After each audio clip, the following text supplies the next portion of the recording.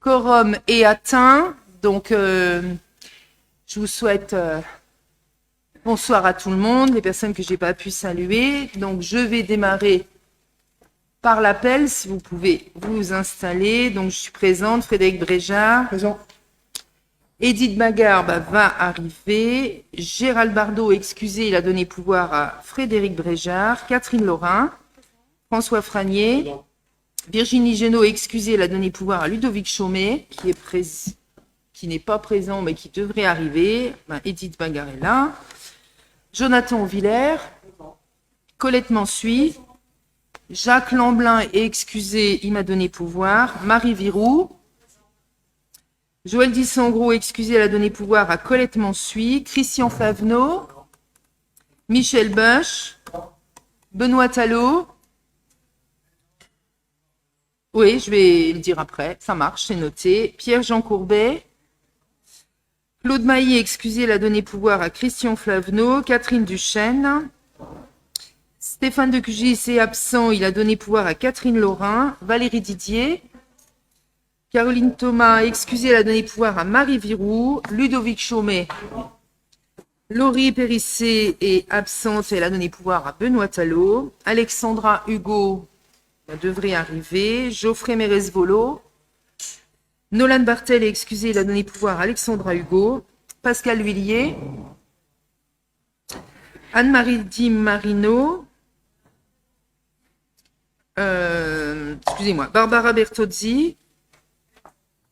Étienne Maire est excusé, il a donné pouvoir à Thibaut Valois. Thibaut Valois.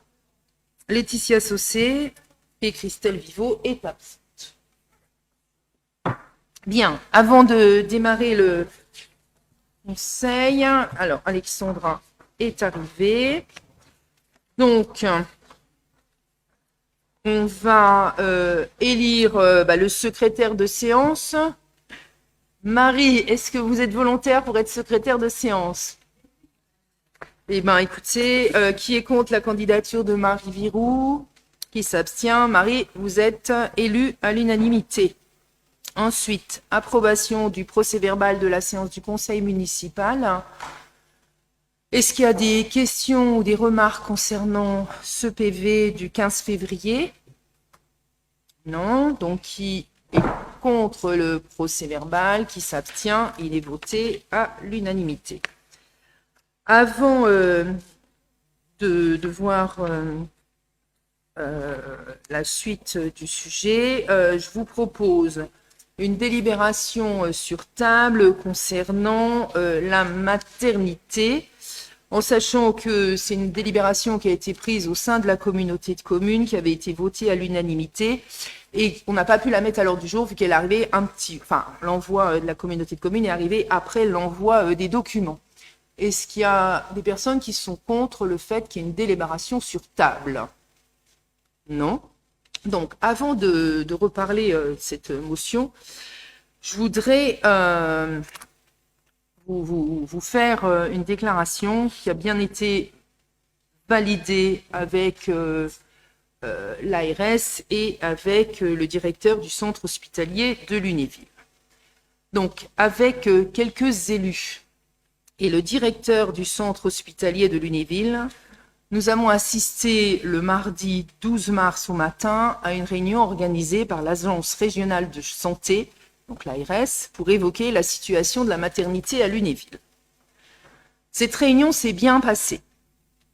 La direction du centre hospitalier de Lunéville a fait un point précis sur ses démarches de recrutement. Et de bonnes nouvelles ont été annoncées. Ont été également saluées l'attitude toujours positive, dynamique des professionnels, de leur mobilisation, leur esprit d'initiative, ainsi que le sang-froid des organisations syndicales et le soutien sans réserve des élus. Cette unité a permis une communication positive qui reste un atout précieux durant cette période. À ce stade, c'est ce qui est important ce soir, le retour à une activité normale de la maternité avec possibilité d'y réaliser de nouveaux accouchements dès le 1er avril 2024 suscite le plus grand des espoirs. Il convient cependant de patienter encore un peu.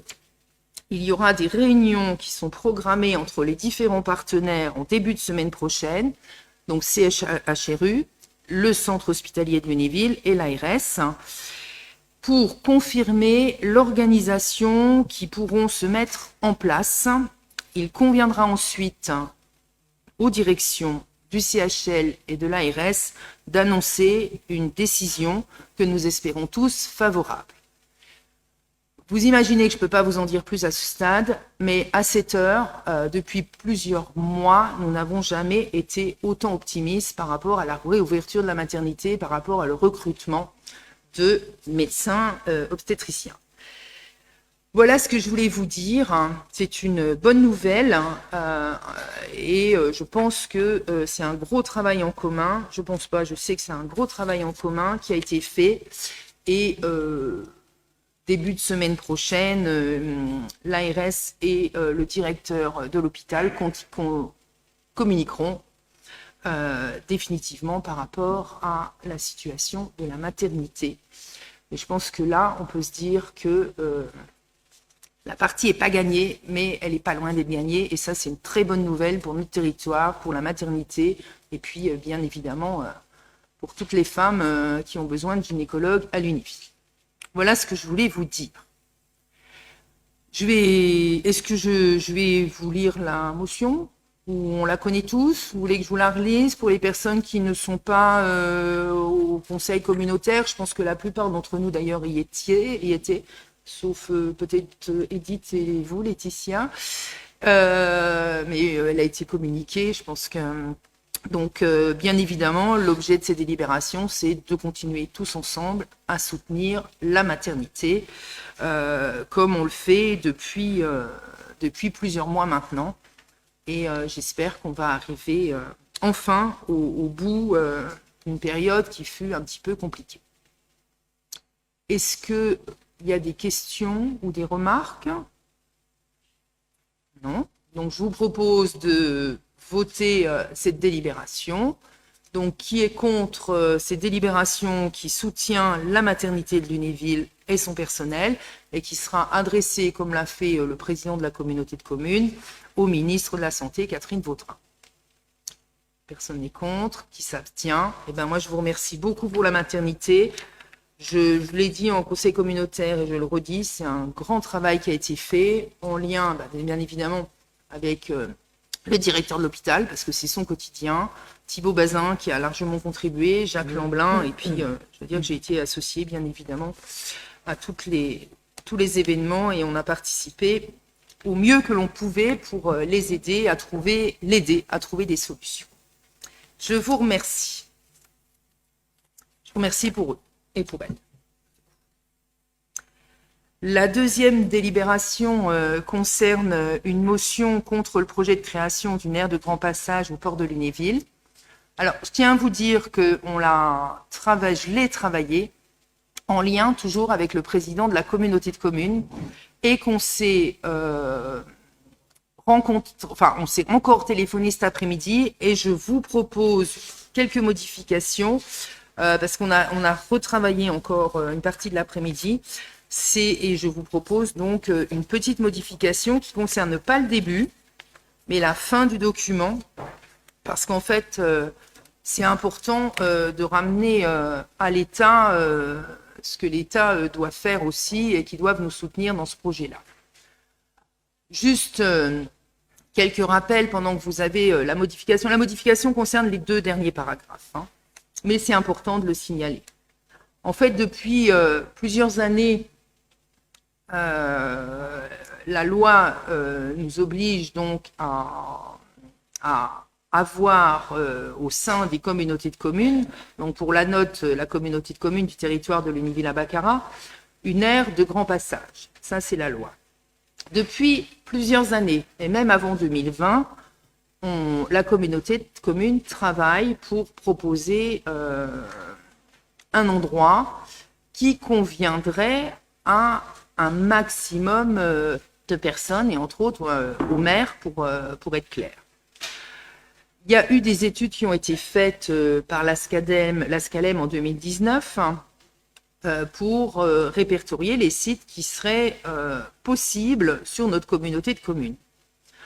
En sachant que l'État a écrit que dans les 5 sites, à savoir que les échangeurs débouchant sur ou à proximité directe d'une traversée de communes sont éliminés, donc Lunéville-Centre et Lunéville-Sud, Saint-Clément, Azraï et Raon-l'Étape.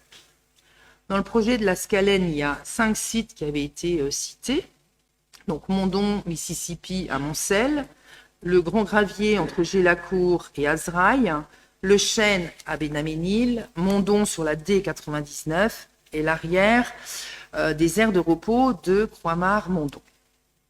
Donc c'est une proposition qui avait été faite à l'époque par la communauté de communes à l'État. Seulement, le 13 mars 2022, comme c'est écrit dans la délibération, la DIREST a refusé ces propositions, dont une qui satisfaisait tout le monde, celle qui est à l'arrière de l'aire de Croix-Mare. Quand vous venez direction Strasbourg-Lunéville, il y a un endroit qui serait facilement aménageable. L'agriculteur était d'accord, ça coûtait moins cher à la communauté de communes, donc ce qui était aussi important. L'État a refusé et donc la communauté de communes a dû réfléchir à d'autres solutions et globalement s'est fait pratiquement imposer la parcelle ZB25 à Remainvillers.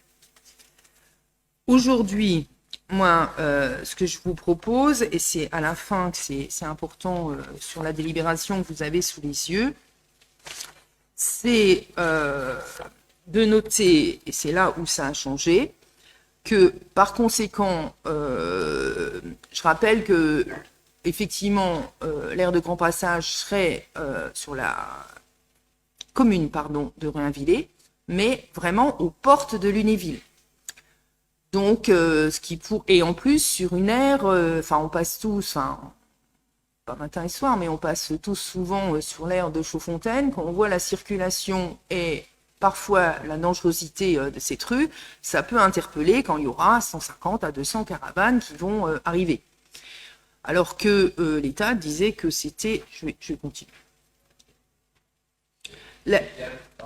Alors, on n'a pas de plan. Est-ce qu'on peut mettre Google Maps à l'écran? On va mettre Google Maps à l'écran. Oui, tout à fait. Non, mais on va mettre Google Maps à l'écran. Oui, mais je pense que nous, on situe à peu près, mais peut-être que les gens qui nous suivent ne situent pas du tout, et puis peut-être que tout le monde ne situe pas. Alors, je continue du coup, comme ça. Donc en fait, en termes de dangerosité, c'est quand même pas formidable. C'est aux portes de Lunéville, donc sur... Remainvillers d'abord. De l'autre côté, là on est... Remainvillers. Ériménil, Leclerc Drive, on y est, je ne dois pas faire de pub. Voilà. Alors, si vous pouvez nous situer... voilà. Donc... Alors... Eh bien, c'est bien. Alors, juste, tout le monde voit, je pense, aujourd'hui, la zone de covoiturage. Alors, il faut avancer un petit peu. Descendez, en fait, vers Remainvillers. Et non, là, c'est juste... Non, remontez un petit peu, excusez-moi. Vous avez le pont et vous avez l'échangeur, là, vous voyez. Vous avez la 4 voies. Et c'est juste, il y a un petit chemin avant le pont, voilà. Il y a un petit chemin, tout à fait, un petit chemin qui est là, donc qui déboucherait sur la D914, et c'est un petit peu plus loin. Attendez, parce que là, je suis... Voilà. Oui. Voilà. C'est OK. Donc, c'est le champ qui est... Juste, non, arrêtez de bouger. Voilà, c'est là. C'est l'emplacement là, tout à fait. D'accord? après le pont.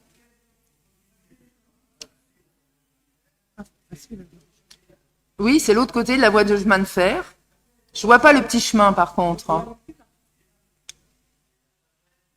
Oui, voilà. Oui. Ok. Donc vous descendez un petit peu. Voilà, vous suivez le chemin. Voilà. Donc c'est où on était tout à l'heure après l'échangeur. Non, c'est là. C'est là. C'est là. C'est là. Voilà. Voilà. Donc vous avez juste, c'est là, hein. Donc vous débouchez donc sur la D914. Donc c'est bien sur la commune de Rainvillers.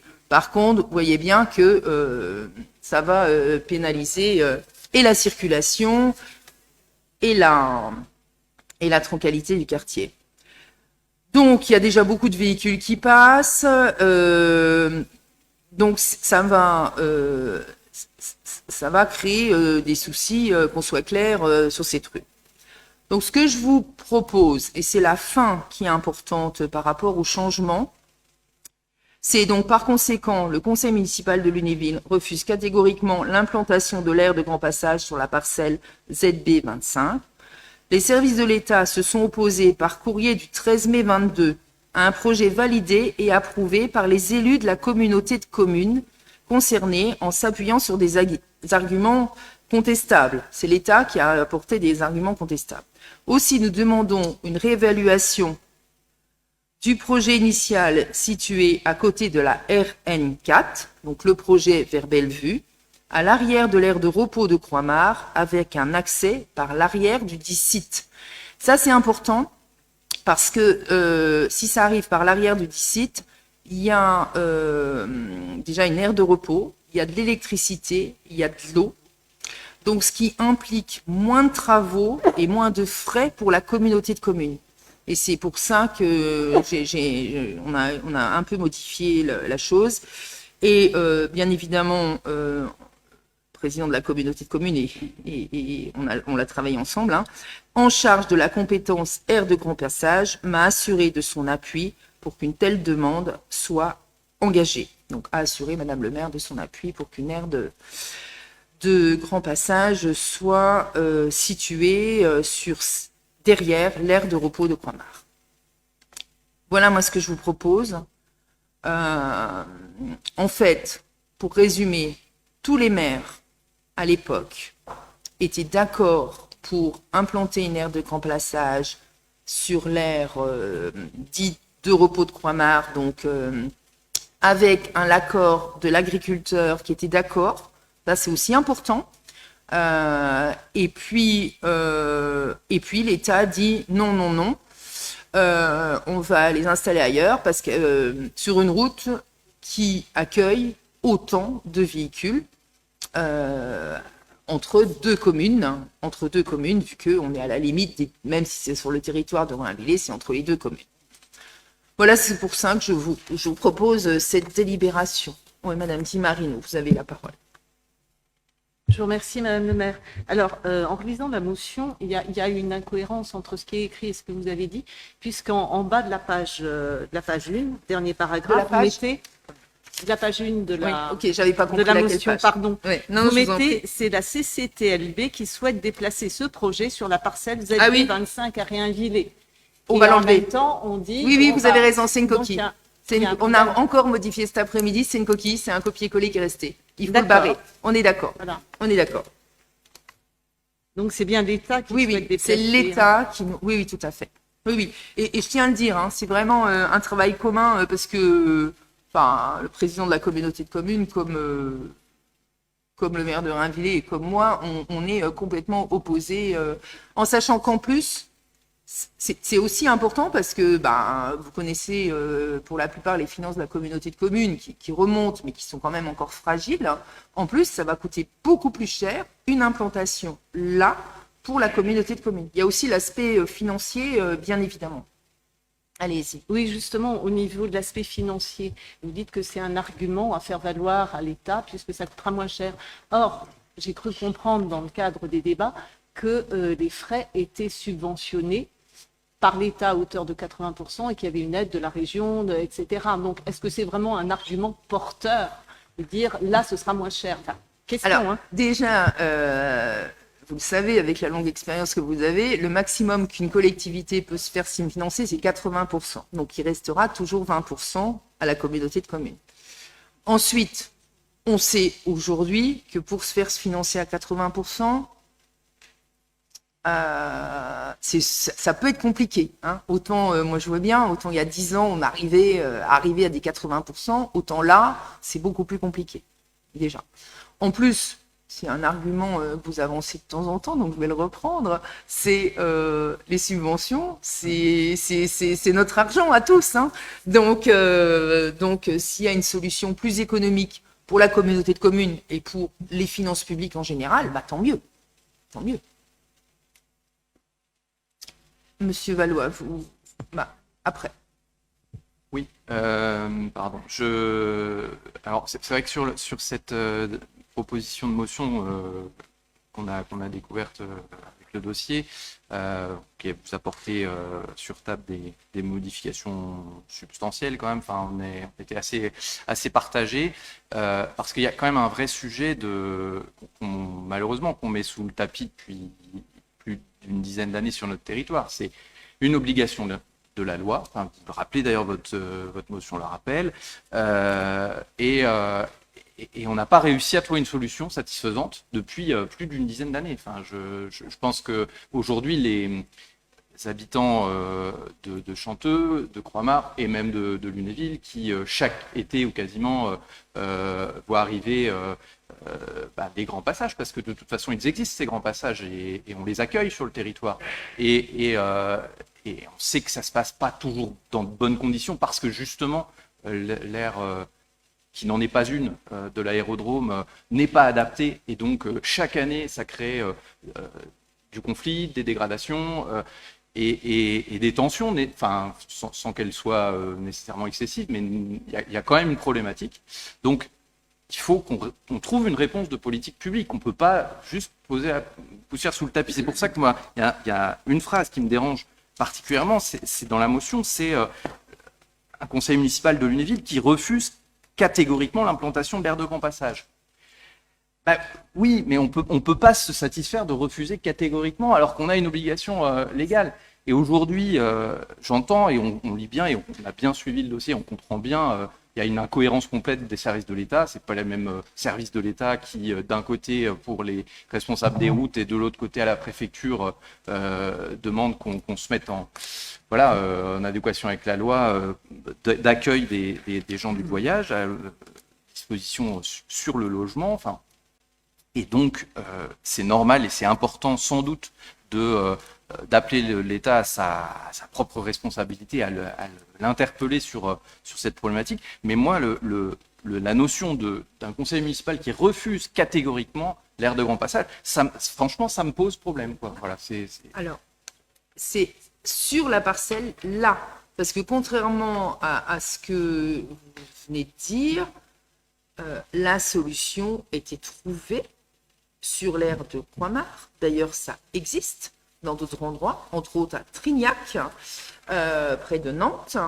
Et il y a ce type de solution qui existe, et c'est pour ça qu'on avait repris, et moi je m'en souviens parce qu'à l'époque, on y était allé avec François d'ailleurs à une réunion, parce que Jacques Lamblin n'était pas disponible, et on avait été sur site, et on avait proposé, et c'était la solution qui était retenue par tous les maires, l'aire que je viens de proposer.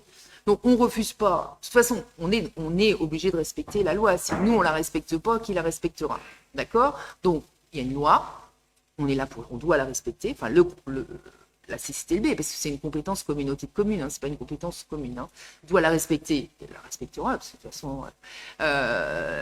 mais c'est à l'endroit proposé par l'État qu'on doit refuser. Enfin, pour ma part, moi, je refuse, parce qu'il y a une solution qui remportait l'adhésion de tout le monde sur l'aire de repos de Croix-Mare. Et là, c'était une adhésion totale. Alors, donc, juste une question complémentaire. Dans quelle mesure, aujourd'hui, cette localisation Laquelle alors? Celle qui, pour laquelle vous refusez catégoriquement l'implantation, sur la parcelle ZB de 25 de Revainvillers. Dans quelle mesure cette localisation peut-elle être imposée? Puisqu'on vient de se dire à l'instant, c'est de toute façon une compétence de la communauté de communes qui n'entreprendra sans doute pas de travaux si les élus communautaires qui composent cette communauté refusent cette implantation. Donc, l'État peut certes proposer quelque chose, mais En fait, l'idée, c'est que le président de la communauté de communes puisse s'appuyer sur nos délibérations pour aller renégocier avec l'État l'aire de Croix-Mare. Voilà l'idée. Il a aussi, lui, besoin d'aide sur ce dossier, et l'idée, c'est celle-là. Donc, plus les communes qui sont concernées, qui sont Revainvillers et Lunéville, se manifestent, mais comme on le fait aujourd'hui, plus il aura les billes pour lui aller dire là, ça va pas être possible, quoi. En fait, voilà l'idée. Lui, il a besoin de billes. Voilà. Oui, Madame Di Marino. Ah bah non, Monsieur L'Huillier. Je croyais que vous étiez galant. Alors. Parce que vous dites que l'idée, c'est de s'appuyer, mais en même temps, la communauté de communes pourrait prendre une motion, ce qui aurait beaucoup plus d'impact, puisque c'est l'ensemble des élus communautaires. Donc, je ne comprends pas cette intervention parcellaire. Peut-être qu'il le fera au prochain conseil communautaire. Hein, vous voyez, donc peut-être qu'il le fera aussi. C'est à lui de décider. D'accord? Monsieur L'Huillier. Mettez votre micro, si vous voulez. Mettez votre micro, si vous voulez. Comme vous voulez. Ouais, ça va être beaucoup plus terre à terre. Hein. Ouais. Voilà, on sent bien une volonté du nouveau maire fraîchement élu à Revainvillers à ne pas accueillir des gens du voyage. Ça, j'ai bien compris. J'en ai entendu parler.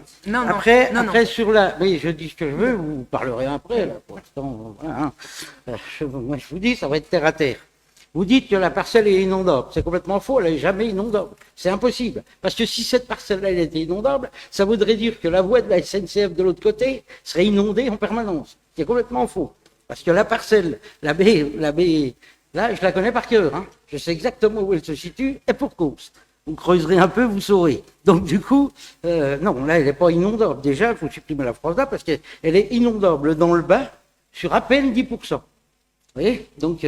Après, je comprends bien que si on est obligé d'amener des gens du voyage là, avec un dénivelé à plus de 15-20%, il va falloir faire du terrassement. Et là, effectivement, ça va engendrer des coûts. Sachant que derrière, voilà, c'est plus plat à Croix-Mort. Maintenant, je suis pas sûr que les gens de Croix-Mort ou les gens de Chanteux soient encore d'accord à accueillir autant de gens du voyage. Il faut en discuter un petit peu avec les gens, pas tous, hein, je n'ai pas vu tous, mais j'en vois une bonne partie. Je peux vous dire qu'à un moment donné, ils subissent aussi des gènes. Clairement, ils subissent des gènes. Donc oui, effectivement, on se renvoie la balle entre villages, ce qui me semble logique.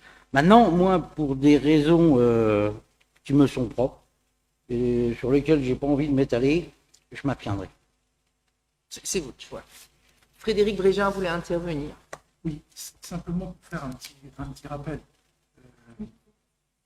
Il faut éteindre votre micro, Monsieur L'Huillier. Ouais. Notre regretté collègue Gérard Coinsman, je tiens à le rappeler à l'Assemblée, n'avait pas été informé réellement du choix par les services de l'État du choix de ces terres. Ça, il faut quand même pas l'oublier.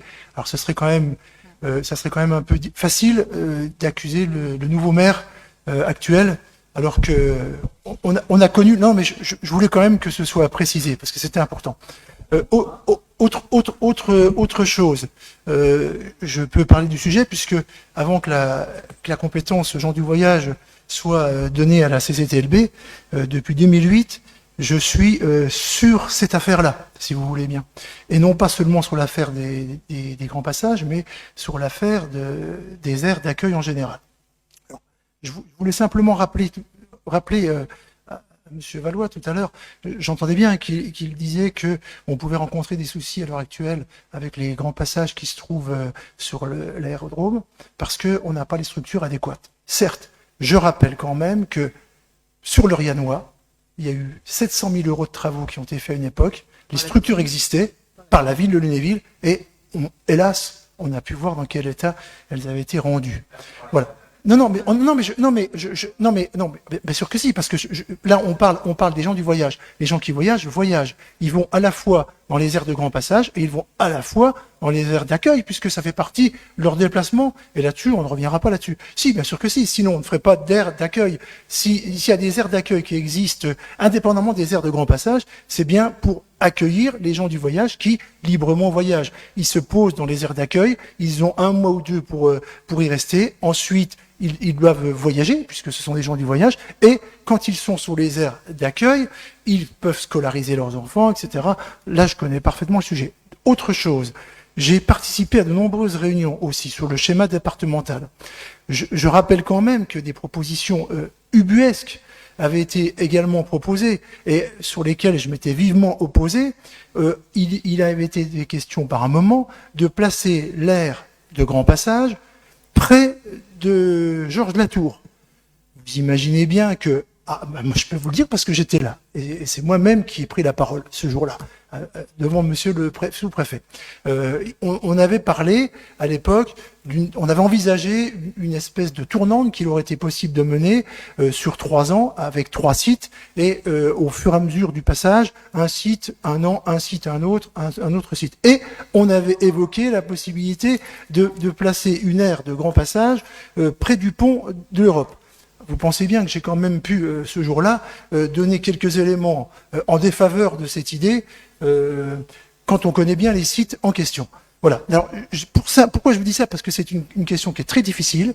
Quand on est en discussion sur le schéma départemental, évidemment, et c'est normal, les gens du voyage sont représentés par les associations, et on discute, mais vous savez, c'est pas facile. Hein. Il faut vraiment discuter fermement, etc. Voilà, c'est tout ce que je voulais ajouter, madame. Merci, monsieur le premier adjoint. Alors, il y a Michel Bosch qui avait levé la main, après il y a Marie Virou et après il y a Ludovic Chaumet. Merci Madame le maire. Et Pierre-Jean? Ah, ok, bah, je t'avais pas vu, excuse-moi. Juste Alors, une petite pour info. J'estime que l'emplacement du terrain n'est pas adéquat pour des caravanes. Je m'explique. Même si on prend le chemin en venant de Lunéville en sens unique, parce qu'en double sens c'est pas possible, en sens unique, pour rejoindre après leur terrain et pour partir, ils iraient direction Rainvillers. Il faut passer en dessous du pont du chemin de fer. Et en dessous du pont du chemin de fer, les caravanes ne passent pas à Toulouse. Tu connais le chemin aussi, comme moi. Et après, tu fais... Et si tu croises un autre caravane, ça va être compliqué. Michel, vas-y, continue. Et quand on arrivera au bout, après le pont, quand on arrivera au bout, on va se retrouver face à la départementale. Et face à la départementale, c'est la grande côte qui descend de Rainvillers. Déjà en voiture, on fait très vite pour traverser parce que ça descend vite. En caravane, j'imagine pas comment ça peut faire. C'est très dangereux. Donc pour ça, rien que pour le danger là, pour autrui, je voterai contre. Ok.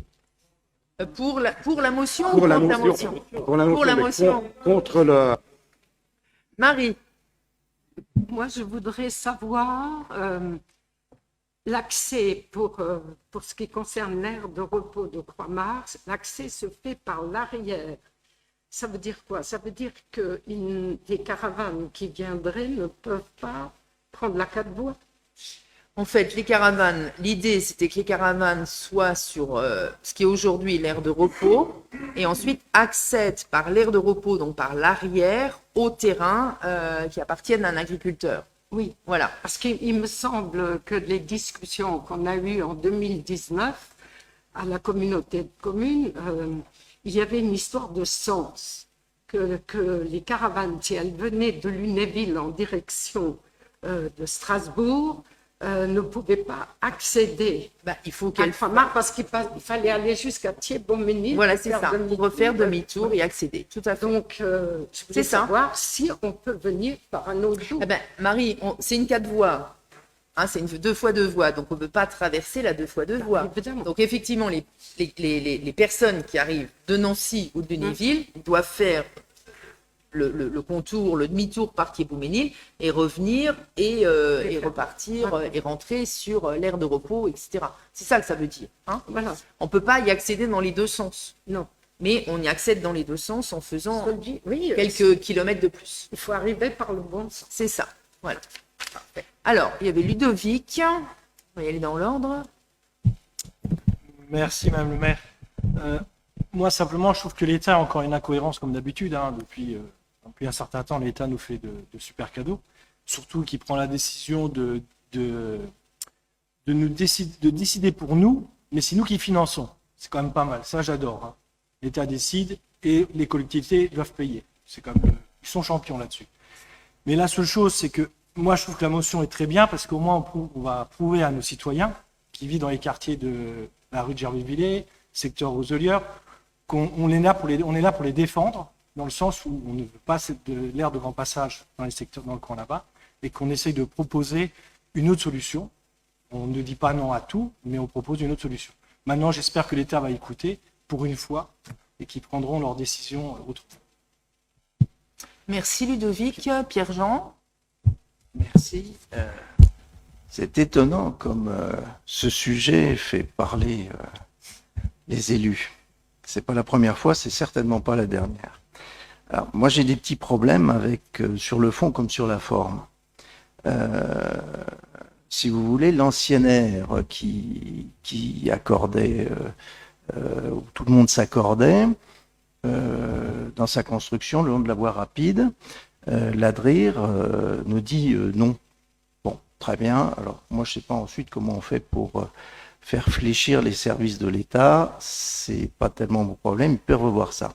Mais il y a un autre intervenant qui est important dans cette affaire, ce sont les gens du voyage et leurs responsables.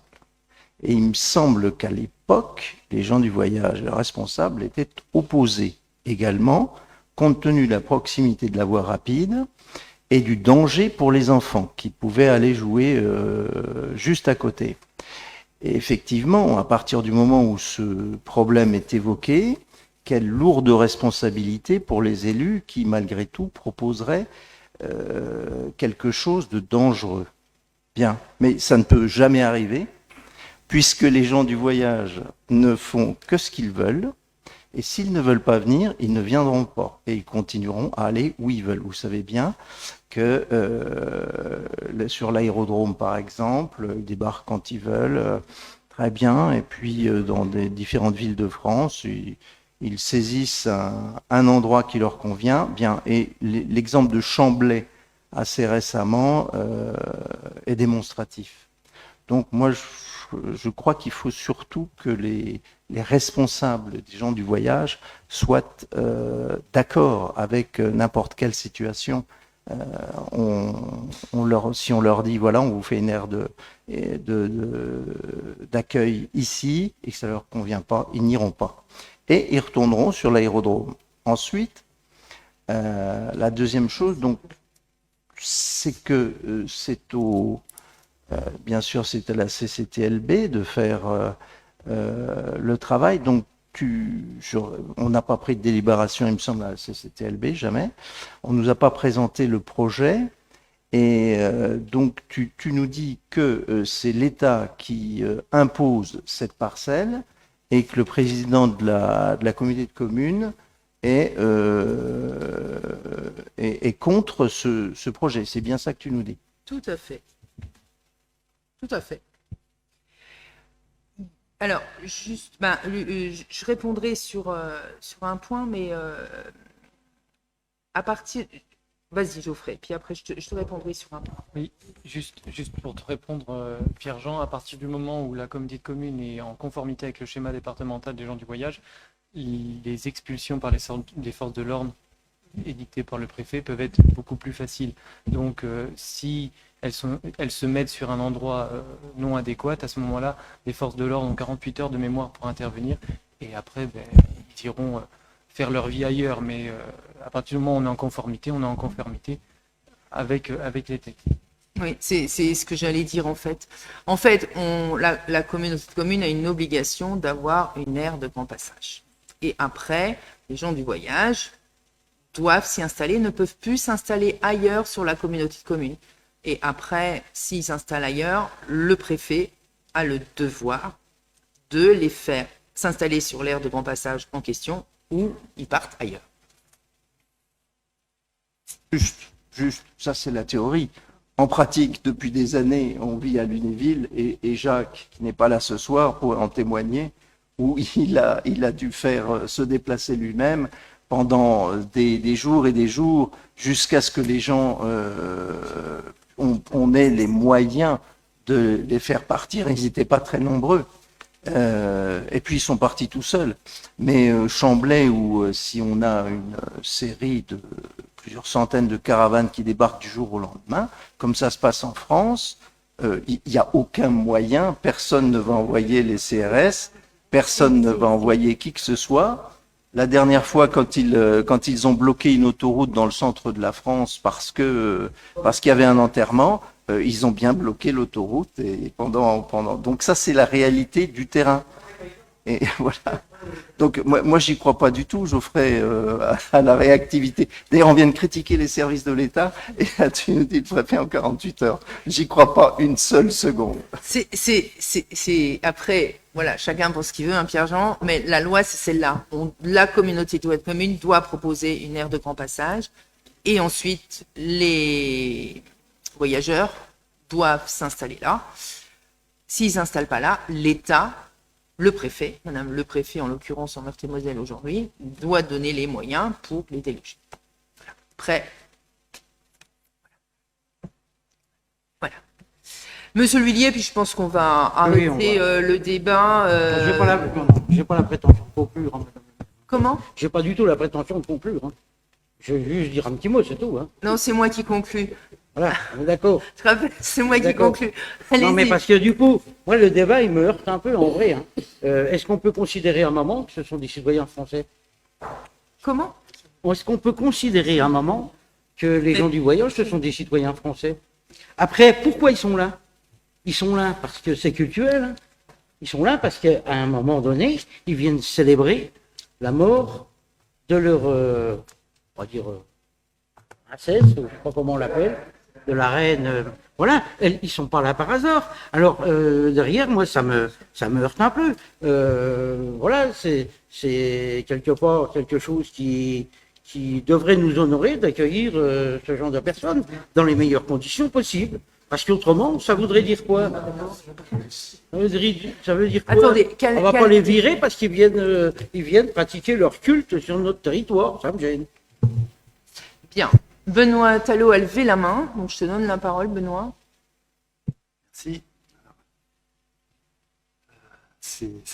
Les gens du voyage suscitent des débats passionnés, évidemment. Je comprends les inquiétudes des habitants. On est là aussi pour les défendre leurs intérêts et apporter des solutions à leurs problèmes. Tous les ans, quand les gens du voyage passent, on constate certains désagréments. Pas le moindre est le câble qui traverse la RN4 pour aller chercher de l'électricité en face. En cas d'accident, si le câble tombe, il y aura sans doute des petits problèmes. Cependant, s'impose à nous la loi. Nous devons fournir une aire d'accueil, une aire de passage, depuis plus de 10 ans. Ce dossier est sur la table depuis plus de 10 ans, nous n'avons pas encore apporté de solution pérenne. Alors moi, je trouve dommage qu'on soit la seule communauté de communes à qui incombe de trouver une aire d'accueil. Alors tu l'as dit, c'est historique. Elle est décédée à Lunéville, elle est enterrée à Lunéville, et ça, sauf à déménager son corps, on n'arrivera jamais à résoudre ce problème. Donc on tourne en rond, ils reviendront toujours à Lunéville. Alors sans solution, ils s'installeront sur l'aérodrome, ils feront ce qu'ils veulent. Sans solution, ayant leur accord, et là je suis d'accord avec Pierre-Jean, ils continueront à s'installer sur l'aérodrome Et je ne pense pas comme toi, Geoffrey, les services de l'État ne vont pas venir avec les chars AMX-30, puis maintenant les chars Leclerc, en 48 heures pour virer les caravanes. On va les laisser tranquillement ranger leurs affaires, on va leur demander d'éteindre les feux, on va prendre son temps, et au bout de 15 jours, à l'heure à laquelle ils devaient partir, ils partiront, et tout se passera sans douleur. Sauf que qui devra ensuite s'occuper du terrain qu'ils ont occupé? Alors, légalement, illégalement, j'en sais rien, puisqu'ils n'auront pas donné l'accord, c'est l'air qu'ils n'ont pas choisi. Eh bien, ceux qui devront nettoyer le terrain, c'est le personnel de la CCTLB. Qui payera? C'est nous. C'est déjà le cas. Et aujourd'hui, non mais, si on choisit un terrain qui ne leur convienne pas, on retrouvera la même situation. Bien. Non, j'ai pas terminé, Catherine. Oui, non, mais je disais bien à Monsieur L'Huillier qui te laisse finir, Benoît. Bien. Donc, cette aire d'accueil qui est le long de l'aire de stationnement de la RN4 n'a pas accueilli le rassentiment. Ils n'en veulent pas parce qu'elle est dangereuse. Donc, on aura beau faire tout ce qu'on veut, ils n'iront pas. Et moi, je préférerais une motion qui demande la solidarité des autres communautés de communes, la solidarité du département, la solidarité de l'État pour nous aider à supporter les charges de cette aire d'accueil. Plutôt que de dire non, on n'en veut pas là. Personne n'en voudra. Aucune commune, aucun maire, aucun élu n'acceptera une aire d'accueil. Donc nous sommes là pour trouver la meilleure des solutions. Et la meilleure des solutions n'est pas la ferme de Bellevue. Ils n'en veulent pas. Il faut que la solution convienne à tout le monde. Le pire du pire, si nous continuons à manifester notre mauvaise volonté, entre guillemets, une solution pourrait venir d'en haut, et là aussi, l'État pourrait décider, et comme ça a failli se faire, tu l'as rappelé, Frédéric, entre Jolivet, Lunéville, derrière le Leclerc, là où c'est inondable. Alors, je dirais, c'est simple, les gens du voyage ne viennent jamais à Lunéville en hiver. Ils viennent plutôt juillet, août, là où la terre est plutôt sèche, donc pour moi, ce n'est plus un problème. Mais nous devons absolument trouver la meilleure des solutions pour protéger notre population. C'est notre rôle. Et respecter la loi qui s'impose à nous de la même manière. Donc cette délibération, moi, elle me gêne parce qu'elle n'apporte pas de solution. Elle dit, il faut renégocier. D'accord, renégocions, mais il n'y a rien à négocier. Ça fait 10 ans qu'on cherche. Non, cette aire d'accueil, elle ne marche pas. Ils n'iront pas.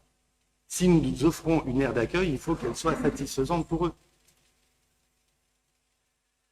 Donc, premièrement, cette motion me gêne parce qu'elle n'apporte pas de solution qui convienne aux gens du voyage.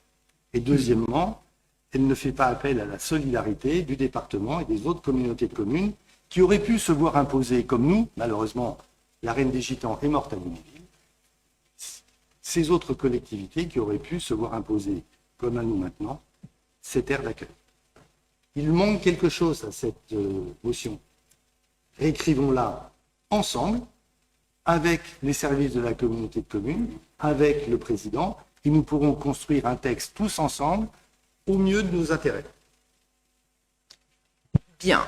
Alors, Geoffrey, Ludo, pas dans quel sens? Geoffrey? J'entends, Benoît, tes remarques, mais avant tout, on est là pour les Lunévillois. Et si demain, elle s'implante parce qu'on a l'assentiment des gens du voyage, des services de l'État au port de Lunéville, et puis que les Lunévillois subissent des dégâts à proximité de leur habitation, comment nous, élus, allons leur expliquer? Je dis juste ça, on est là pour les Lunévillois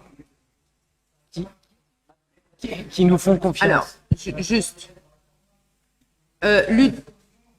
Ludovic Chouret. Moi, je suis d'accord avec toi, Geoffrey. Simplement, c'est comme une chose qui est quand même hallucinante, c'est que c'est contribuable Lunévillois et comité de communes, l'ensemble des 43 communes, qui va financer l'aire d'accueil, et c'est eux qui décident de savoir où ils vont. Moi, ça me fait quand même délirer, ça. C'est quand même le préfet, à un moment, les services de l'État disent clairement, on va pas là-bas parce que les gens du voyage ne veulent pas aller là-bas. Mais à un moment, c'est comme le contribuable. On est comme élu par nos électeurs, par des contribuables, qui décident par rapport à un choix politique. Si dès le départ, on dépense de l'argent inutilement parce que des gens qui viennent 2 fois par an décident ne veulent pas aller où on veut les mettre, c'est quand même inadmissible. Alors, je reviens à une chose, monsieur Lhuillier. On n'a jamais dit que c'était pas français. Hein. Non, mais tout à l'heure, vous avez fait la remarque en disant qu'ils étaient français. On n'a jamais dit le contraire. Hein. On dit simplement, c'est qu'actuellement, on est élu par les Lunévillois et on est là pour défendre les Lunévillois. Et il faut quand même pas oublier que le quartier qui sont dans le coin de Roselière vers la station d'épuration, ils ne sont pas loin de la nouvelle aire d'accueil de voyage. Il ne faut pas l'oublier. Le jour qu'on aura l'air, qui viendront manifester devant la mairie parce qu'ils ne sont pas d'accord, vous leur dire quoi? On n'a pas le choix, on les met là. On est avant tout, on fait une motion en leur disant clairement, on soutient pour montrer à nos citoyens qu'on n'est pas d'accord à l'État. Maintenant, Madame le maire, et là, moi j'étais conseiller communautaire avant aussi, où l'ancien président a proposé une solution qui a été votée. Elle a été refusée. La DIR a refusé. Pourquoi? Parce que les gens du voyage ne voulaient pas y aller. Mais à un moment, il faut qu'on arrête de les écouter. On fait une aire d'accueil. On devait dépenser 2,5 millions là-bas. On ne les mettait pas dans un champ. On dépensait 2,5 millions. On faisait un accès. On leur mettait l'eau, l'électricité, on leur mettait tout. Moi, je trouve ça inadmissible. On dépense de l'argent inutilement parce que des gens ne veulent pas. Bien. Alors, attendez, parce que là, on va conclure. On va conclure. Il y a François qui veut la parole. Il y a Frédéric. Je pense que tout le monde se sera exprimé. Et ensuite, on va passer au vote. Voilà. Alors, François Franier. Ouais, merci, Madame le maire. Alors, il y a une option que personne n'a pensée. C'est l'achat du terrain. Alors, je vais vous citer l'exemple, c'est d'une ville que je connais très bien, c'est Gien, 13 000 habitants. Il y a 30 ans, ils étaient confrontés justement à la venue des gens du voyage. Ça s'est mal passé. Les gens du voyage ont acheté un terrain et devinez le nombre de personnes maintenant qui viennent sur ce terrain, 40 000 personnes. Soit 250 gendarmes en permanence pendant 15 jours. Merci François. Frédéric voulait la parole et puis après on conclut. Oui. Alors allez-y, monsieur. Simplement. Pardon, monsieur Lhuillier, vous voulez parler? Non, monsieur Lhuillier, il parle tout le temps, même quand il n'a pas la parole. Oui, non, simplement pour évoquer quelques problèmes, puisque j'entends parler de dangerosité sur le site en question. Certes, je veux quand même rappeler que je crois que c'est l'an dernier, il y a 2 ans. C'est il y a 2 ans. Et ça, j'en suis le témoin, puisque dans mes fonctions d'adjoint à la sécurité, j'ai été informé. Je vous rappelle quand même qu'un jeune pilote d'avion, a failli s'écraser parce qu'il n'a pas pu se poser sur le tarmac de l'aérodrome. Il s'en est fallu de très peu, très peu que lui, il passe. Et là, qu'est-ce qu'on aurait dit? Non, mais je rappelle quand même ceci. C'est quand même un aérodrome. Enfin, je veux dire, à un moment donné, on peut pas non plus rester sur un aérodrome. Enfin, je sais pas. Et là, la vie d'une personne a été mise sérieusement en danger et, par voie de conséquence, l'ensemble de l'aérodrome. Donc, voilà, j'attire quand même l'attention là-dessus. Il faut que la dangerosité, elle aille dans les 2 sens. Voilà ce que je voulais ajouter.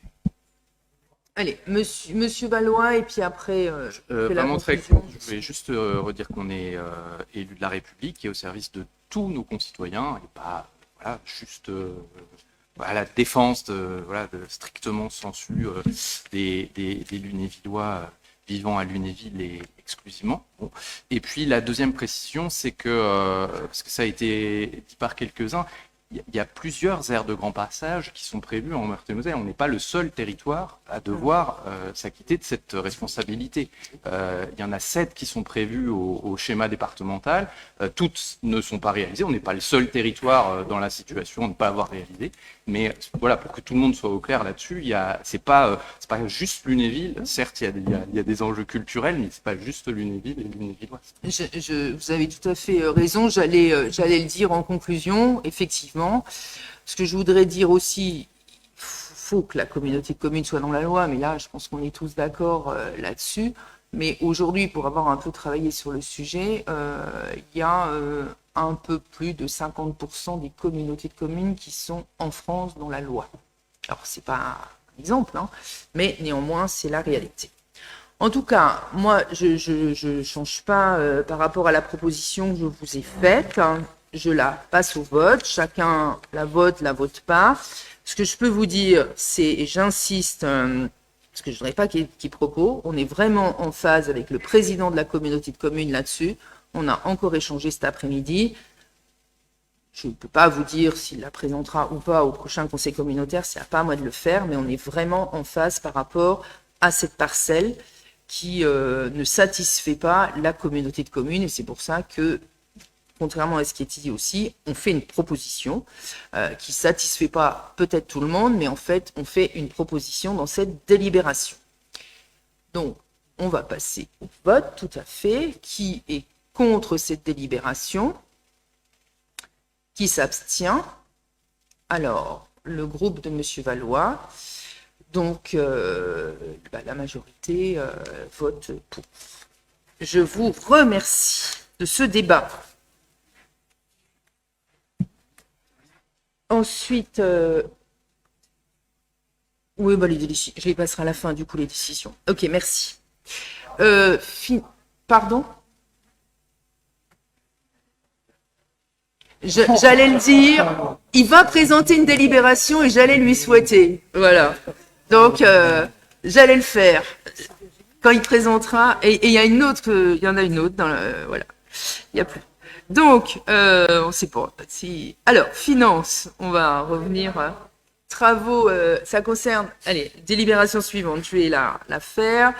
Donc, ça concerne les finances et les travaux, ce qu'on appelle faïencerie. Donc, c'est sur le. Monsieur L'Huillier, concentrez-vous un petit peu. Pourtant, on vous a enlevé un voisin et vous allez. Voilà. Concentrez-vous. Bah. En plus, vous devinez.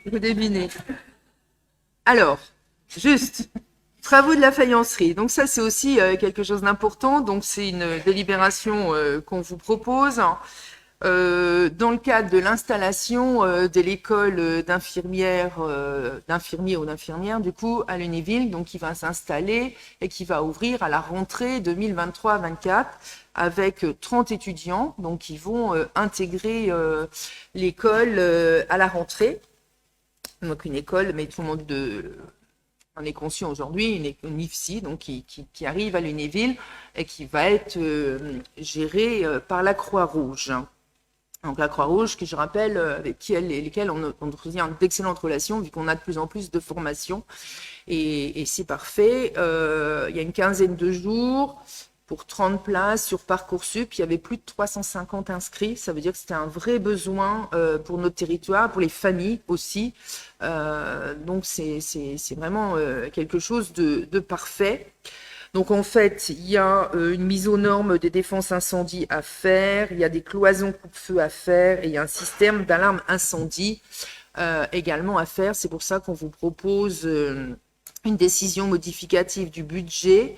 On n'avait pas exactement les plans définitifs et donc les coûts quand on a établi le BP. Et je ne veux pas attendre le BS pour le faire en modification BS. C'est pour ça que je vous propose une décision modificative parce qu'il faut que les travaux soient engagés maintenant rapidement pour que tout soit opérationnel pour la rentrée. Donc, je vous lis le projet de délibération. Donc, c'est le conseil municipal, après avis de sa commission des finances, adopte la décision modificative suivante et l'inscription des crédits. Donc, en dépenses, travaux nature 21 321, enveloppe 6158, 24 000 euros. Et en recettes, emprunt nature 1641, enveloppe 6160, pour un montant de 24 000 euros. Est-ce qu'il y a des questions, des remarques? Donc, on va passer au vote. Qui est contre? Qui s'abstient? C'est voté à l'unanimité. Finance, toujours. Donc là, ça concerne le budget de l'eau, pardon. Donc, en fait, on a fait la même chose la semaine dernière avec la communauté de communes pour l'assainissement. Tout simplement, avant la M57, tous les budgets avaient un seul compte au Trésor public. Et depuis le 1er janvier 2024, le budget de l'eau a un compte financier différent du compte de la ville au Trésor public. Et comme vous le savez, le budget de l'eau nous permet donc de faire les travaux d'eau avec la taxe de 0,45 € par mètre cube.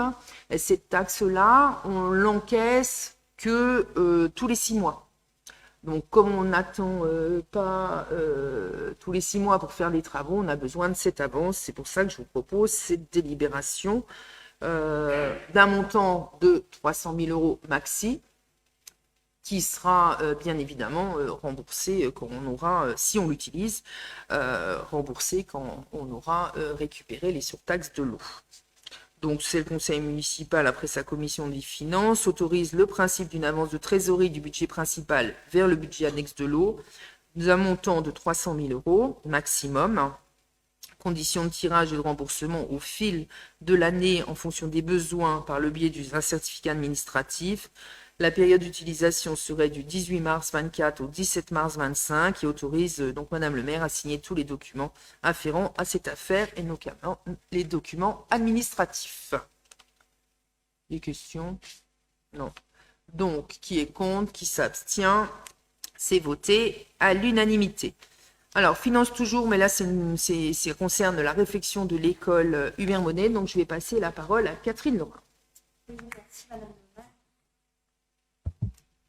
C'est une délibération qui concerne une demande de subvention pour la réfection de l'école Hubert Monet. Comme vous le savez, cette école devait être faite l'année dernière, mais pour des problèmes de fouilles archéologiques, notamment une indisponibilité des agents de l'INRAP, on a dû reporter ces travaux à l'été prochain. Bonne nouvelle, nous avons eu la confirmation que les agents feraient ces fouilles-là durant les vacances de printemps et donc les travaux seront bien réalisés cet été. Je vous rappelle que la réfection des cours d'école s'inscrit toujours dans notre programme et consiste en une désimperméabilisation à une végétalisation de ces cours d'école. Les montants des travaux s'élèvent à 246 755 € hors taxe. Certains d'entre vous pourraient s'étonner du fait qu'on repasse cette délibération, étant donné qu'on l'avait déjà passée l'année dernière. Mais entre-temps, nous avons appris que nous pouvions avoir une aide du Conseil régional Grand Est, et c'est pourquoi donc on la repasse de nouveau cette année. Voilà.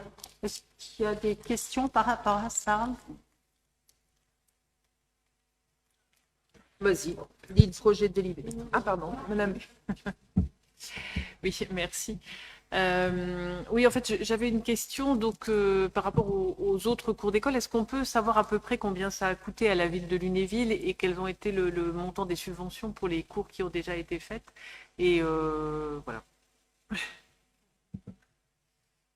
Le total, moi de tête, non, mais on pourra leur communiquer à l'ensemble des conseillers municipaux. On est sur le total de tête, moi je ne l'ai pas. Oui, moi non plus, je ne l'ai pas, le total.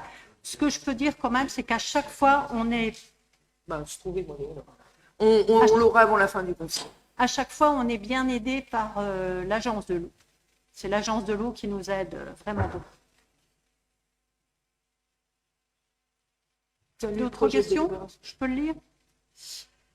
Alors, le conseil municipal, après avis de sa commission des finances, autorise Madame le maire à solliciter un financement auprès des différents financeurs pour mener à bien ce projet d'envergure et à signer l'ensemble des pièces afférentes à ce dossier. Merci Catherine. Donc, monsieur le directeur général des services est en train de chercher la réponse. Si on l'a avant le conseil, on vous la communiquera en direct. Sinon, on vous l'enverra par mail à l'ensemble des conseillers. Alors, qui est contre, qui s'abstient? C'est voté à l'unanimité. Finance toujours, mais c'est aussi une demande de subvention pour la réfection de l'école du Quai, cette fois-ci. Voilà.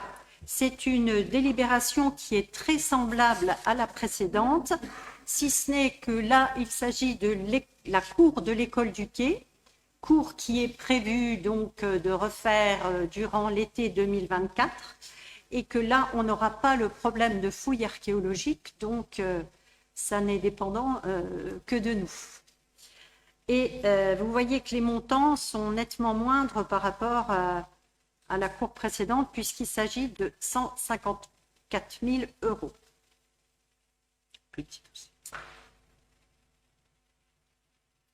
Donc, s'il n'y a pas de questions, je vais lire le projet de délibération. Le conseil municipal, après avis de sa commission des finances, autorise Madame le maire à solliciter un financement auprès des différents financeurs pour mener à bien ce projet d'envergure et à signer l'ensemble des pièces afférentes à ce dossier. Merci Catherine. Qui est contre cette délibération? Qui s'abstient? Elle est votée à l'unanimité. Moi, je rajouterais Catherine Laurin, l'équipe des Espaces Verts, François Franier et Jonathan Villers travaillent beaucoup avec les enfants et les membres de l'éducation nationale, les enseignants. Voilà, ce sont des projets qui sont vraiment concertés. Il y a un gros travail de fait. Donc, merci entre autres à vous trois. Vous avez l'info? Bah, dites donc. Oui. Vous entendez? Oui. Madame Bertozzi.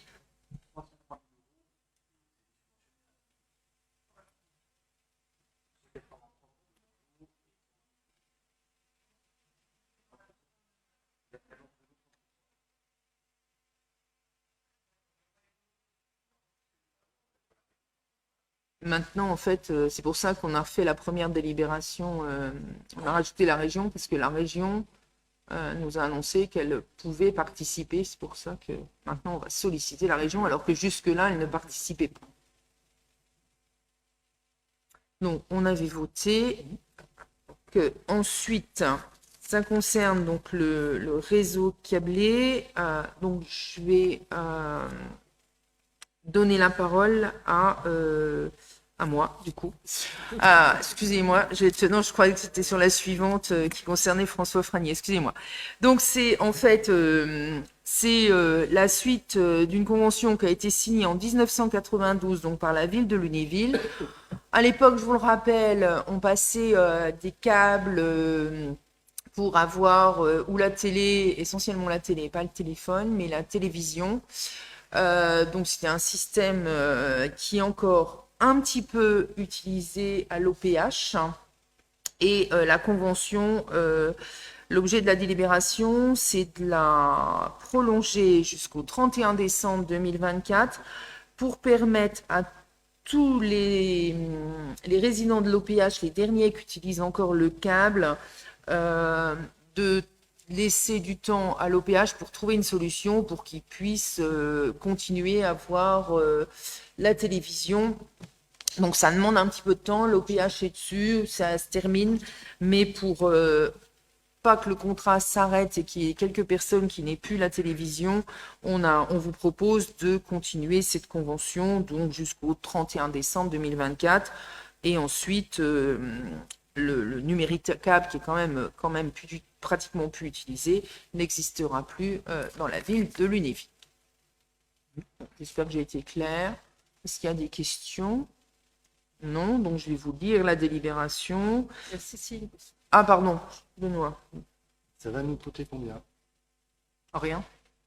Rien. Donc nous, on s'occupe de rien, on passe la convention, c'est FR qui gère et c'est les clients qui payent. Oui, rien du tout. Oui. Rien du tout. Oui. Non, non, pour une fois qu'on paye rien, c'est formidable. Donc, et on récupère le réseau. Hein. Et on récupère le réseau. Donc, le projet de délibération, c'est le conseil municipal. On aura des fourreaux. On aura des fourreaux. Le projet de délibération, c'est le conseil municipal, après avis de sa commission des finances, approuve la conclusion d'un avenant à la convention conclue le 30 octobre 1992 entre la ville de Lunéville et la société SFR Fibre SAS ayant pour objet de prolonger la durée de la convention jusqu'au 31 décembre 2024, de définir les modalités d'arrêt du réseau et d'information préalable des usagers, autorise Madame le maire à signer au nom et pour le compte de la ville de Lunéville le projet d'avenant tel annexé à la présente délibération et autorise donc Madame le maire à prendre toutes les mesures nécessaires à l'exécution de la présente délibération. Donc, qui est contre, qui s'abstient? Elle est votée à l'unanimité. Alors, la suivante, du coup, c'est toujours pour moi. Donc, ça concerne les énergies renouvelables, donc les définitions des zones d'accélération des énergies renouvelables. Alors, c'est un peu une redite pour les personnes qui siègent à la communauté de communes et qui étaient là la semaine dernière. Alors, pour faire simple, c'est de faire simple. L'État nous demande d'identifier des zones où l'on pourrait implanter des installations de production d'énergie renouvelable. La méthode de l'État a été un peu chaotique et un peu compliquée, avec des ordres et des contre-ordres jusque la fin de l'année pratiquement, et des délais également qui ont bougé, parce qu'au départ c'était 31 décembre, et puis comme le fameux logiciel où on doit rentrer les propositions ne fonctionnait pas, ça a été prorogé jusqu'au 31 mars 2025. Donc, dans ces conditions, on a fait le choix de proposer uniquement des zones sur des emprises qui appartiennent à la commune, avec un potentiel a priori intéressant et qui seront proposées. Donc on a proposé 5 zones, donc 4 en photovoltaïque, donc le site ROC. Le CTM, c'est le centre technique où il y a beaucoup de toitures. Le stade Fénal et Charles Berthe, pareil, sur de la toiture également essentiellement. Et puis, une autre production possible en hydroélectrique qui pourrait être le barrage des Vers de Monte sur la Vezousse. Donc, on propose ces 5 sites. On a communiqué sur le site de la ville, on a fait de l'affichage. On n'a eu aucun retour pour le moment concernant donc des personnes qui pourraient être intéressées. Comme ça a été expliqué la semaine dernière en communauté de communes, c'est un premier tour de piste, entre guillemets. Il y en aura certainement d'autres avec des retours de l'État. En tout cas, cette délibération nous permet de proposer à la communauté de communes ces 5 endroits. Je pense que ça a été expliqué, on fait que des mots différents, mais c'était clair aussi la semaine dernière.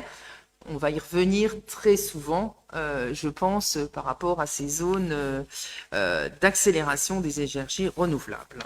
Voilà, moi, ce que je voulais vous dire. J'ai essayé d'être clair. Il y a tout un dossier qui est présenté, justement, avec des plans derrière pour situer les endroits que vous avez dans votre dossier. Je pense que vous en avez pris connaissance. Voilà, moi, si vous avez des questions, j'essaierai d'y répondre. Mais j'avoue que ce dossier-là a été compliqué dans l'explication qu'on a eue de l'État au fur et à mesure. Oui, Monsieur Valois. Oui, merci. Je trouve qu'on est sur une démarche qui est, vous l'avez dit, certes un petit peu, vous avez dit compliqué, on pourrait dire que, en fait, personne ne sait exactement à quoi ça va nous mener. Très concrètement, il y a eu une loi qui est passée il y a tout juste un an, au mois de mars 2023, sur l'accélération de la production d'énergie renouvelable, qui demandait aux communes de faire remonter ces zones d'accélération. En même temps, on voit bien que l'échelle communale n'est pas forcément adaptée pour cette réflexion, et c'est plutôt sur un périmètre de planification aussi, d'aménagement, comme l'intercommunalité peut l'être, que ça a plus de sens de parler de ça. Pour autant, sur votre proposition, ce qui nous surprend beaucoup, c'est que on comprend l'idée de se limiter pour ne pas engager des concertations trop avancées, de se limiter au patrimoine communal. Très bien, mais à ce moment-là, il nous semble qu'il y a quand même beaucoup plus de potentiel possible. C'est vraiment le strict minimum ce que vous avez identifié là. La friche ROC, c'est une bonne idée, c'est un bon espace le plus grand qu'on puisse imaginer. C'est sans doute une destination peut-être plus simple qu'une reconversion industrielle qu'on n'aurait pas à cet endroit-là de toute façon au regard de l'insertion dans le tissu urbain et de la proximité avec des zones d'habitat. Donc c'est sûr que la reconversion d'une friche polluée comme celle-là, c'est compliqué. Pourquoi pas, et je trouve que c'est plutôt dans votre dossier une des bonnes propositions, mais pour le coup, il y a beaucoup d'autres équipements municipaux qui auraient pu être identifiés en toiture, ou des sites même de foncier disponibles.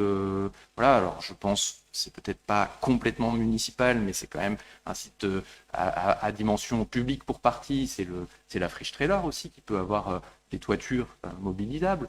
Voilà, on est au stade de l'intention. Et on aurait pu imaginer d'être un petit peu plus, un peu plus développé sur l'intention, parce que là, voilà, je n'ai pas compté, mais je crois qu'il y a 4 ou 5 propositions de sites. C'est pas... Il y en a 4 plus une. Alors, la friche Trailer, pour répondre à votre question, effectivement, c'est sur la ville de Lunéville, mais vous savez comme moi que déjà tout n'appartient pas encore à la communauté de communes, donc s'avancer sur la friche Trailer, surtout qu'il y a d'autres idées, il y a d'autres projets, contrairement à Roc où c'est pollué et s'attaquer au sujet des pollutions, ça pourrait être encore plus compliqué que Fischer.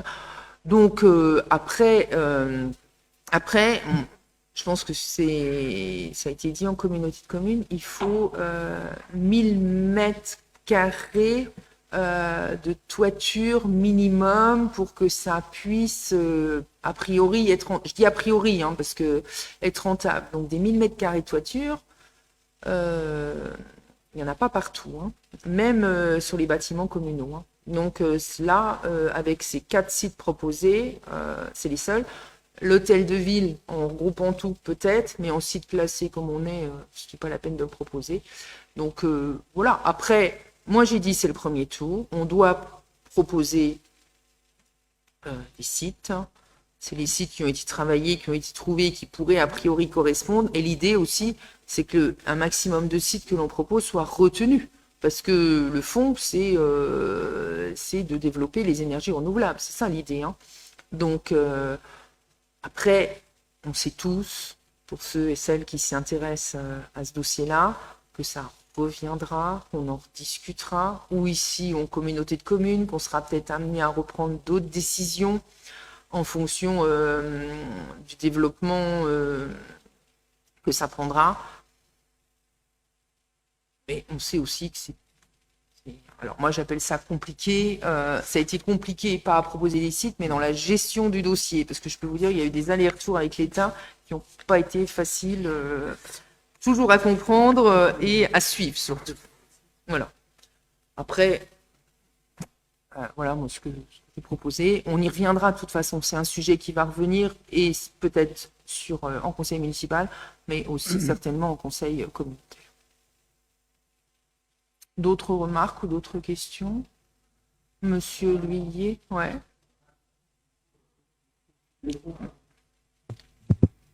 Sur...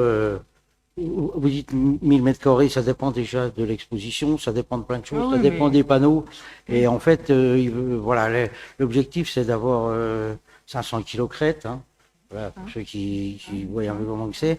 Et en fait, le renouvelable, il n'est pas obligé de s'imposer sur des toitures. Il peut aussi s'imposer sur de la friche. Et en fait, sur Lunéville, on a aussi de la friche pour faire de... Non, mais pas forcément de la friche industrielle. Sur de la friche en terrain friche, nu. Il y en a, voilà, je sais, je pourrais vous dire où, et il faudra regarder. Et en fait, des terrains qui sont souvent inaccessibles et qui pourraient éventuellement accueillir des panneaux photovoltaïques au sol. Pas au sol, pas tout à fait au sol, en parapluie. Mais ça, comme vous le dites, on aura largement l'occasion d'en discuter. Il y a plein de projets, en ce moment c'est tous azimuts. Tout le monde propose tout et n'importe quoi. Et en fait, voilà, il y a besoin de prendre quand même beaucoup de réflexion là-dessus parce que il y a un paramètre qu'on oublie aussi, c'est est-ce que nos réseaux peuvent le supporter? C'est pas toujours le cas et c'est pas toujours au bon escient parce que si vous me dites, ROC, admettons, à mon avis, il faudra redimensionner le réseau, parce que là, ça passe. En fait, quand on regarde, après, comment le réseau il est maillé, c'est pas sûr qu'il y ait le 20 000. Alors, si c'est pour aller chercher le 20 000 à 10 km, ça va pas être faisable. Avec un poste à 250 Parce que c'est 250 dans le cadre-là. Ils mettent pas des postes à 500 kV, c'est 250 pour 1000 panneaux, enfin pour 500 kilocrêtes. Donc du coup, après, voilà. Monsieur Lhuillier, je pense que vous en s'embrouille. avez perdu un certain nombre. Bon, oui, Bon, mais on aura l'occasion d'en discuter. Ok. Écoutez, comme on l'a dit ici, je l'ai déjà dit plusieurs fois, Monsieur Valvolardi, on y reviendra. Vous l'avez dit, on y reviendra régulièrement. Voilà ce que je vous propose. Donc, je vais vous lire le projet de délibération. C'est le conseil municipal, après avis, de sa commission développement et aménagement de la ville, autorise Madame le maire à proposer des zones définies en ZAENR, à transmettre et à signer tous les documents relatifs à ce sujet. Alors, on va voter qui est contre, qui s'abstient. C'est voté à l'unanimité. Je vous remercie. Alors, la délibération suivante, cette fois-ci, c'est François Franier qui va vous la présenter sur un sujet qu'il maîtrise parfaitement. Merci Madame le maire. Je suis enfoui, là. Alors, cette délibération concerne, suite à la on a prévu la rénovation la réhabilitation de la rue de Villers et notamment l'enfouissement des réseaux électriques. Pour ce faire, les réseaux électriques sont de la compétence du syndicat départemental d'électricité 54. Et on doit donc faire une convention de transfert de maîtrise d'ouvrage à cet organisme afin que les travaux soient réalisés. Pour que le SDE 54 puisse mettre à son budget 2024 les travaux concernant cette rue, il faut que nous passions cette délibération. Donc le projet de délibération, le conseil municipal, après avis de sa commission développement et aménagement de la ville, approuve la convention de transfert temporaire de maîtrise d'ouvrage pour les études et les travaux d'enfouissement des réseaux secs rue de Villers sur la commune de Lunéville, comprenant la définition du programme, les éléments d'aménagement et l'enveloppe financière prévisionnelle. Autorise Madame le maire de la commune de Lunéville à signer cette convention ainsi que tout acte y afférent. Merci François. Est-ce qu'il y a des questions? Monsieur Lhuillier. Mettez votre micro, s'il vous plaît. Bon, je suis passé tout à l'heure, puis moi, la rue de Villers, elle m'intéresse, je suis questionné, alors vous voyez bien. En ce moment, on est alimenté, enfin, les maisons et les appartements sont alimentés en torsadé, façade. D'accord? Donc, on est sur du torsadé, façade. Si on met en souterrain, on va être obligé de faire de la reprise de branchement. Attends, les reprises de branchement, quand vous allez mettre des coffres en façade, la reprise de branchement, qui va les faire? À la charge de qui?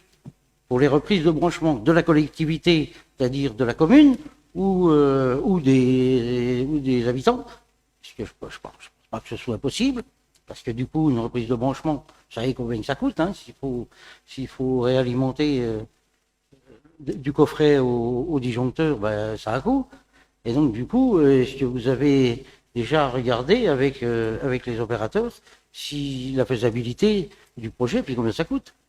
Parce que redescendre des COP qui sont pas... Voilà, pourquoi repasser en souterrain rue de Villers? C'est ma question. Attends, fermez votre micro. Je donne la parole à François Franier qui va vous répondre. Quand on parle d'enfouissement, c'est l'ensemble de l'enfouissement. Donc on prend les branchements pour le particulier, partiront de l'enfouissement. C'est ça.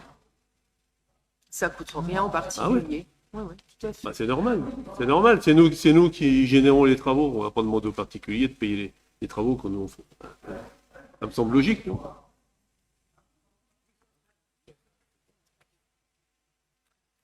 Bien. Il y avait pas d'autres questions, je pense que c'est très technique. Alors, on va pouvoir voter. Qui est contre? Qui s'abstient? Délibération est votée à l'unanimité. La suivante concerne donc le Mars bleu. Donc, alors, effectivement,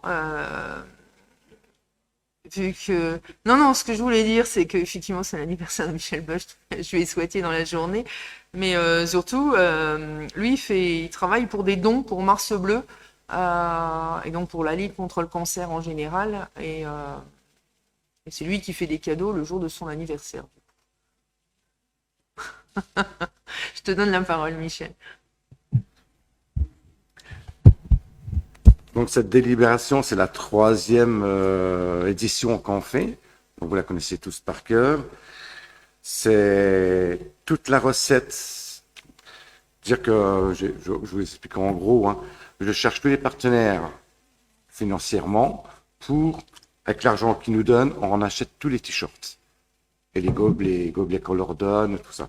Tout ce qui est alimentation et boissons, c'est Coff Saint-Charles et les établissements Leclerc. Donc ça ne nous coûte absolument rien de notre poche à la ville, ou voilà, allez, ça ne coûte rien. Donc c'est sûr que c'est dur à trouver, surtout à cette période, étant donné que je recherche des partenaires qui ne sont pas les mêmes qu'Octobre Rose, que ça les ferait de l'année d'argent 2 fois de suite. Il y en a qui me diraient non, c'est sûr. Hein. Donc je vais quand même vous lire les donateurs. La société SP Metal de Bosemont nous a offert 300 €. Le SRAL Saguez Lunéville nous a offert 100 €. Le restaurant du Pont 29 de Nancy nous a offert 300 €. Le magasin Bricomarché de Chantu nous a offert 300 €. L'entreprise Saïn Façade de Lunéville, 600 €. La pâtisserie Burduche Lunéville, 300 €. La brasserie L'Ambassadeur de Nancy, 150 €. La boulangerie Payeur de Baccarat, 300 €. Le contrôle technique LSD de Chanteux, 300 €. L'assurance Abeille Assurance de Chanteux, 300 €. Et la société Cap Auto 54, 300 € de Lunéville. Le total de ces dons représente la somme de 3 250 €. Ce jour-là, donc dimanche dernier, on avait le beau, c'était gris, mais il n'a pas plu, sauf les 15 dernières minutes de la journée. Donc ça a été quand même. Au niveau des participants, à la marche nordique, on a eu 75 participants. Le trail, 145 participants. La marche familiale, 95 participants, soit un total de 315 participants. C'est ce qui nous a fait 1706 €, qui seront reversés en même temps que Octobre Rose, je suppose, comme on a fait l'année dernière. Et tout ça, ça va à la recherche du cancer contre le cancer colorectal. Je lis le... Oui, relis peut-être pas tous les donateurs. Non, je ne vais pas relire les... Projet de délibération. Le conseil municipal autorise Madame le maire à signer tous les documents relatifs à cette manifestation. Autorise Madame le maire à recevoir les dons que je vous ai nommés ultérieurement. Précise que la recette sera rattachée à la nature 75 888. Merci Michel. C'est une belle manifestation. Enfin, c'était sympa, sauf qu'on traînait un peu, on était un petit peu mouillés dimanche, mais globalement c'était très très très agréable, très bien organisé. Et puis effectivement, et j'aurai l'occasion de leur dire quand on représentera Octobre Rose, la Ligue contre le cancer nous félicite toujours parce que quand on ramène au nombre d'habitants les sommes données, on n'a pas à rougir par rapport à certaines communes. Hein, donc, un gros... Vas-y. Et je voulais juste féliciter certaines personnes du centre technique. Ils étaient 4 du centre technique. Ils ont fait 5 tours au niveau du trail, en sachant qu'un tour fait 6,5 km. Ils sont en forme. Là, c'est des records. Ils sont en forme. Moi, je croyais que tu allais féliciter. Bon, là, c'était dans le cadre de leur loisir, donc c'est parfait. Ils ont un chef qui les entraîne visiblement, mais il faut aussi remercier tous les bénévoles parce que vous étiez un grand nombre de bénévoles et des bénévoles qui étaient là samedi pour servir les repas à nos aînés et qui étaient là dimanche pour baliser tout le circuit. Donc là, on peut les remercier tous, et ils viennent essentiellement, mais il y en a un petit peu d'autres, de l'Office des fêtes. Voilà, justement, je voulais le dire. Ils sont toujours présents. Surtout l'Office des fêtes qui ont fait un très bon boulot. Et ils sont toujours présents, donc on peut aussi les saluer parce que sans eux, ça serait compliqué, quoi. Ok. Donc, qui est contre cette délibération? Qui s'abstient? Elle est votée à l'unanimité. Merci beaucoup, Michel. Et puis, les bénévoles, on les a remerciés, mais on les remerciera à nouveau. Politique de la ville, donc c'est la signature de la convention partenariale 2024-2026 sur la coordination lunévilloise enfance-famille. Donc, je vais donner la parole à Colette Mansuy. Merci, Madame le maire. Alors, cette signature de convention écrite par la CAF, le collectif Clé, Coordination lunévilloise enfance-famille, a vu le jour en 1999 dans le cadre du contrat local de sécurité sous l'impulsion du sous-préfet et avec l'appui du territoire d'action médico-sociale. Un poste de coordinateur a été créé en décembre 2005 avec la mission de soutenir toutes les initiatives menées en faveur de l'enfance, de l'éducation et de la parentalité sur le Lunévillois. La Clé, en plus de ses partenaires associatifs, est composée de la ville de Lunéville, du conseil départemental, de l'État, de l'éducation nationale et de la caisse d'allocation familiale de Meurthe-et-Moselle, qui se sont rencontrés pour envisager ensemble les missions et les objectifs opérationnels assignés à la Clé pour les 3 années à venir. La convention résultante, annexée à la présente délibération, évoque aussi les modalités de fonctionnement du collectif, ainsi que les engagements de chacun des partenaires signataires. Le projet de délibération, le conseil municipal autorise Madame le maire à signer la convention ci-après annexée, ainsi que tous les documents relatifs à ce dossier. Autorise le versement d'une somme de 10 000 € au centre social Les Épis, pour le compte de la Clé en vue de la réalisation des missions détaillées dans la Convention durant l'année 2024. Merci Colette. Est-ce qu'il y a des questions concernant cette délibération? Non, donc on va pouvoir la voter. Qui est contre cette délibération? Qui s'abstient? Elle est votée à l'unanimité. Je vous remercie. Donc la suivante, Virginie étant absente, je vais vous la présenter. Ça concerne une demande de subvention du Cré des Lumières. Le sujet, c'est en fait, ils vous proposent du photomontage sur un atelier de 10-12 personnes sur avril 2024, entre autres en partenariat avec les épis, et ils vont intervenir sur les vacances de Pâques, les vacances d'été, la Toussaint, sur une totale d'une 20aine de jours pour des jeunes, essentiellement de 6 ans à 18 ans. Donc, du coup, on vous propose de leur donner une subvention exceptionnelle pour cette animation envers les jeunes de 1 500 €, donc de répondre à leurs demandes. Est-ce qu'il y a des questions? Non, donc je vais vous lire le projet de délibération. Le conseil municipal, après avis de sa commission finances, décide de verser une subvention exceptionnelle donc d'un montant de 1 500 € à l'association Cri des Lumières, autorise Madame le maire à signer tous les documents relatifs à cette affaire. Donc qui est contre, qui s'abstient, c'est voté à l'unanimité. La dernière délibération concerne l'attribution d'une subvention exceptionnelle aux Ondas Club de Lunéville. C'est un club service qui s'occupe des femmes et du droit des femmes essentiellement. Ils ont organisé d'ailleurs un beau salon le week-end dernier. Les femmes ont du talent, on s'y est retrouvé un certain nombre. Il y a vraiment beaucoup de belles choses à ce salon. Et pour les aider, en plus de l'aide qu'on leur donne par rapport à toute l'organisation, je vous propose de leur verser un montant de 300 €. Est-ce qu'il y a des questions? Non.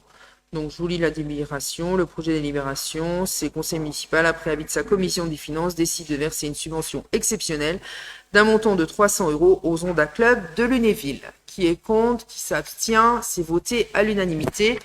Et encore quelques minutes, parce que je n'ai pas, avec le dossier sur table, je ne vous ai pas demander si vous aviez des questions concernant les décisions qui ont été prises entre le dernier conseil et celui-là.